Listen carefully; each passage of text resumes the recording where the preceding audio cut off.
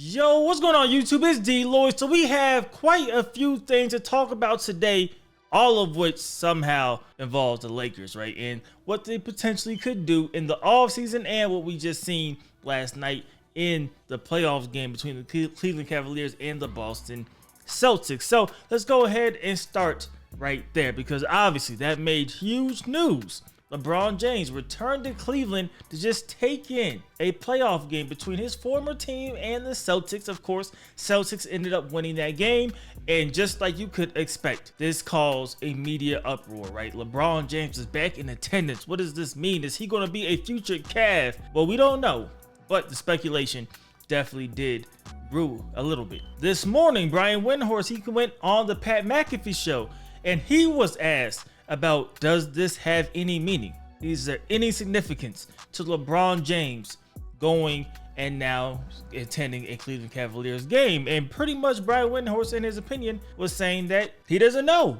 And the NBA as a whole does not know. However, if you look at the track record, right, the last time LeBron James attended a Cleveland Cavaliers game when he was not a member of the Cavs, he ended up signing with the Cleveland Cavaliers just a few months later. Now, why is that significant? Because LeBron James, technically he has a player option, but everybody fully expects him to opt out of that player option and become an unrestricted free agent. Does that mean he could be eyeing a return back to Cleveland? And we don't know, but if you look at the salary for Cleveland, it will be extremely tough for LeBron James to go back to Cleveland unless they do something significant with that roster, because LeBron James, I highly doubt, will take any type of veteran minimum or any mid-level exception, right? He is turning down $51 million in his player option with the Lakers. At least we expect him to turn that down. So you would expect him to sign another max deal, which should start around $49 million and then go upwards each and every season. I don't see a scenario in which he turns that down and he goes back to Cleveland for the league minimum, or he goes back to Cleveland for the mid-level exception. So when you're Cleveland, you're going to have to remove a lot of salary cap in order to make that deal work. And I just don't see it as a feasible option. However, now this leads into the next part of the story. What if you try to create cap space some other way? You look at the cap sheet, who's taking up the second most money? Well, look no further than our friend Donovan Mitchell. Donovan Mitchell, who we do not know how he feels about Cleveland. There have been reports that he is ready to leave and he will not re-sign with Cleveland. There have been reports that there have been some discussions and maybe he's not that far off and he is willing to come back to Cleveland. Now, the discussion and situation I always found funny because I think everybody could agree that Donovan Mitchell is a max player. Now, is he a super max player? I don't know, but he's not eligible for that. So right now it will just be a max deal if that is something that you will want to do. Of course, he could go play the last season and then decide after that. But I don't know how much contract negotiation is really truly happening. So for Cleveland, they really just had to decide, what do we want to do with Donovan Mitchell? And it's all going to come down to, does Donovan Mitchell, or do they believe Donovan Mitchell wants to play there? Because I think there is no way you get rid of him if he is willing to stay. Cleveland is not a big market. Cleveland does not get a ton of free agents unless a LeBron James is there or the team is winning. So when you have a player like Donovan Mitchell that you gave up a ton to get and he wants to come back and he's playing at the level that he's been playing and the team is progressively getting better each and every season, you do not get rid of that. You do not rock that boat. You keep Donovan Mitchell. But some people think that maybe he does not want to come back. Some people has went as far as saying that we have seen Donovan Mitchell play his final game as a Cleveland Cavalier, especially with this injury right now. We don't know if he'll come back this series, and it could be over in terms of him playing in Cleveland. Now, if that is the case, that does change things quite a bit, right? Because you don't want to keep a player on your team that does not want to be there, especially with how the NBA works now. If you want to maximize your value, you need to get rid of him essentially as soon as possible. The longer you hold on to him, with the whole NBA world knowing that he is going to become an unrestricted free agent, typically the less value you end up getting in return. So ideally, teams will want to go ahead and just get him now in the offseason and go into the next year knowing Donovan Mitchell is there. So they're willing to give you a little bit of a more fair offer, and this is where the Lakers come into play, because we are hearing reports from The Athletic that the Lakers if Donovan Mitchell became available, they are in the front seat. They are right there. They are ready to go after him. Now, why is this significant as well? Well, simply because the Lakers, it is expected that they will have the 17th overall pick. We don't think the Pelicans are going to take that. If that's the case, they are now eligible to trade 3 first-round draft picks. And knowing the Lakers and knowing the reports that have been going out, it looks like the Lakers are willing to essentially move all 3 first-round draft picks if need be. They are willing to package pretty much who they need to package if need be to get another star. And it looks like the Lakers are going star hunting. Now, do I agree with that? No. I think the times of having a big 3 have pretty much come and gone, especially with the new apron rules and how difficult it is to field the rest of the roster while doing that.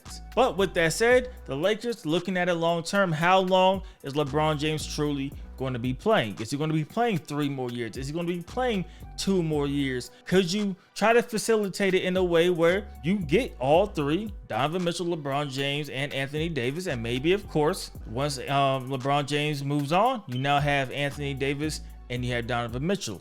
But how do you get this deal done? Well, you have a couple of options. Of course, the main one that Cleveland fans will probably love to hear is you could try to make some type of swap by sending LeBron James out. I do not see that happening, personally. I do think that maybe he was just in town for Mother's Day, what Brian Windhorst is reporting, and maybe he decided to go to the game. We also know LeBron James likes to play the mind games, and maybe just saying to the Lakers that maybe I could be on my way out. So make sure you don't take me for granted. Make sure we try to get what I want done in the offseason done this offseason, of course. So I don't think he will go to Cleveland. So now you look at the other ways that the Lakers could potentially bring in Donovan Mitchell. Yes, you have the draft picks. That's cool. That is one heck of a start to try to go get a Donovan Mitchell. But you still have to make the salaries get close and match up. And that is where it's going to be pretty difficult. So Donovan Mitchell is set to earn $35.4 million next season. So just short of $36 million. So the Lakers need to get into that ballpark. Of course, LeBron James, we don't know if he will be included, but let's say he's not. Let's say Anthony Davis is not. Those are the only players earning over $36 million. So now you look at who else do you have to trade? Well, D'Angelo Russell has the player option for $18.7 million. It looks like he is going to opt out of that deal. Trying to get a sign and trade, especially because the Lakers currently are projected to be a first apron team, they will not be able to do that. So that will be difficult for them to get done. But of course, they can shed some cap before that and then try to get something done with D'Angelo Russell. You're now looking at a Rui Hachimura making $17 million, but then you have Austin Reeves at 13, Gabe Vincent at 11. I don't think nobody is touching Gabe Vincent in that contract right now. Jared Vanderbilt at 10.7. I think that is definitely digestible for a lot of teams. I don't think that is an outrageous price, but that's really all that you have to offer. So you will need that to happen, or of course you would need the Cleveland Cavaliers to go ahead and shed cap other ways to try to get this deal done. So both, I think, are options. I think both teams will like that. Is it realistic? I'm not quite sure. I'm not quite sure if that is realistic or not. I just think personally, in my opinion, LeBron James went to that Cleveland Cavaliers game. They try to keep pressure on the Lakers and just let the whole NBA know that he is out here. But at the end of the day, the Lakers need to get the job done, whether that is draft Bronny, whether that's go ahead and add in another big man, adding a third star, whatever the Lakers feel is the right route. Me personally, the Lakers need to get a big man, whether it's in the draft, whether they trade for one, whether they get one on the vet minimum. I don't care, but we have seen the Lakers need to get a true 5 that can help AD out in certain situations and could guard Jokic, at least attempt to guard Jokic if need be come playoff time. So I think that is towards the higher end of needs for the Lakers, but I'm never going to turn down Donovan Mitchell. If you're the Cavs, you won't. If you're the Lakers, you won't, because Donovan Mitchell is definitely one of those guys. And the final story we need to talk about in this video is Bronny James, right? Because we heard that the Lakers are interested in Bronny James. Now the Lakers look like they're going to pick 17 and 55. The whole fan base would go crazy if the Lakers drafted Bronny James at 17. Now at 55, maybe we wanted to see if he did come out or into the NBA draft and how he performed in the combine. Now, as of right now, all indication is that Bronny James is going to keep his name in the NBA draft, and he is not going back to college. We heard today that in the transfer portal, there has not been a ton of activity really either way, with him reaching out to teams or teams reaching out to him. So it looks like they are full send on Bronny to the NBA with the NBA draft. So you look at the NBA draft combine, which first of all, I'm a fan of pretty much everybody having to participate in the combine. I think that's a big plus for the NBA, for scouts, and just for fans who want to be, you know, their own scouts, right? We want to look at players and give our own opinions on it. You get more just because all the top guys are there. With that said, this is universally known as a weaker draft class. Not a lot of generational talent guys here. Of course, every draft class will have one, so there is going to be one of those guys that nobody's really talking about that will become that type of player, but it is known as a weaker draft class in general. Now, Bronny James yesterday looked really good. He measured a little bit shorter than I thought. I thought he was going to be around 6'3", 6'2". Without shoes, 6'1", so 6'2" with shoes. He will be okay, but he is a little bit shorter than I thought. And I do think that puts him in a situation with, what is he, right? Is he a 1? Is he a 2? He doesn't, in my opinion, have the skill set to be a pure 1. So you will want him to be an off guard and play that 2 position. But we have seen it in the past with shorter 2s. But ideally, of course, you do want them to be a little bit taller. So that is going to put a situation for Bronny where it is going to be tough for some teams to truly identify what role he's going to have with said team. He also had a 40-inch vertical, 40.5-inch vertical, which I believe was 6 out of everybody, which pretty much checks out. We know he could jump. He could jump out the roof, man, and that was proven at the combine. Another thing, he shot the ball really well in individual drills. One of the best shooters at the end of the day when it was all said and done when it came to the drills. However, today came and gone, had some 5-on-5, and I do think some of the flaws began to show a little bit. With Bronny, had some turnovers, did not shoot well at all today, which lines up with what we've seen in his limited action at USC. Only played in 25 games at USC, only started 6 games at USC, only shot 28% from 3 at USC. Did not shoot particularly well today. Mr. Free Throw, he did have 2 nice floaters with nice arch. You definitely want to see that at 6'1". He's going to need to get that over taller defender. So you definitely did see some aspects where you say, okay, he is a genuine prospect. But with that said, in my opinion, just seeing him so far, he is that. He is a prospect. He does not stand out as a lottery pick for sure. He doesn't really stand out as a late first round pick. He's a guy that maybe you could take a chance in the second round because of everything else he still has to offer. He's a great business decision. Drafting Bronny James helps with the business, whether it's G League, whether it's on your bench, whether it's trying to get LeBron James later. It's going to help. Whether it's just trying to draft him and then trade him to the Lakers, because now the Lakers are incentivized, right, if they keep LeBron, to go out and make a deal for Bronny. So I can see a team in the second round going after Bronny James. I do think he needs a little bit of work, but I don't think he's that far off where it's just preposterous that he goes in the second round, if that makes sense, just because of everything else that adds. And he does hold his own. But with that said, he was not the best player on the court at all, especially the last scrimmage I just seen.